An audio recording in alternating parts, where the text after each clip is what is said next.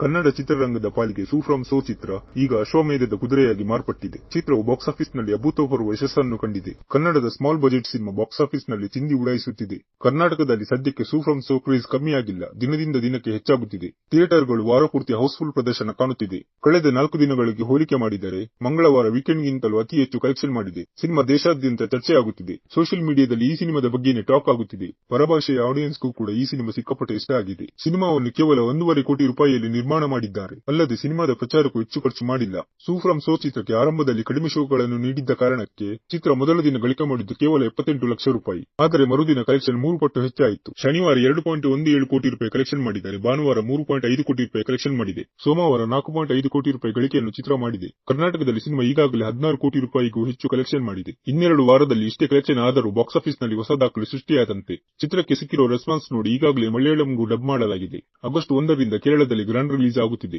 ಇನ್ನು ಹಿಂದಿ ಹಕ್ಕುಗಳನ್ನು ಕೂಡ ಖರೀದಿ ಮಾಡಲಾಗಿದ್ದು ತೆಲುಗು ಡಬ್ಬಿಂಗ್ ವರ್ಷನ್ಗೆ ವಿತರಕರು ಮುಗಿಬೀಳುತ್ತಿದ್ದಾರೆ. ಒಟ್ಟಿನಲ್ಲಿ ಸೂ ಫ್ರಮ್ ಸೋ ಎಲ್ಲಾ ಕಡೆಗೆ ಹೊಸ ಕ್ರೇಜ್ ಅನ್ನು ಹುಟ್ಟುಹಾಕಿದೆ.